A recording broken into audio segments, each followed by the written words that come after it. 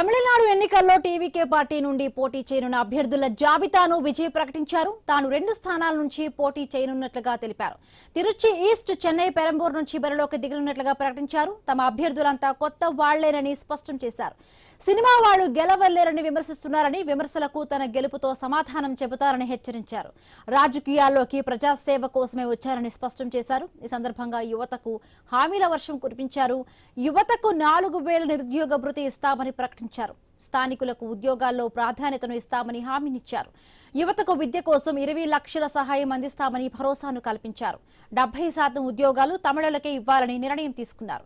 తమిళనాడులో వాలంటీర్ వ్యవస్థ తీసుకొస్తామని టీవీకే విజయ్ తెలిపారు. ஓட்டர் ஐடியை கையில் எடுத்துக்கிட்டு ஆளா பூத்துல போய் நின்னு விசில் சின்னத்துக்கு நேரா இருக்கிற அந்த பட்டனை ஒரு அழுத்துங்க.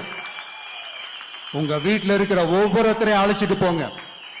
சப்போஸ் வெளிநாட்டுல இருந்து நீங்க இங்க சென்னையில இருக்கீங்கன்னா, என்னடா இது வீக் டேயா போச்சு, நம்ம வெளி ஊருக்கு போகணுமா, ஓட்டு போடணுமா அப்படின்ட்டு அசால்ட்டா இருந்துடாதீங்க. இப்பவே அட்வான்ஸா உங்களுடைய டிக்கெட்டை புக் பண்ணி வச்சுக்கோங்க. இது ஒரு தலைமுறைக்கான ஒரு தேர்தல், உங்களுக்கான தேர்தல்.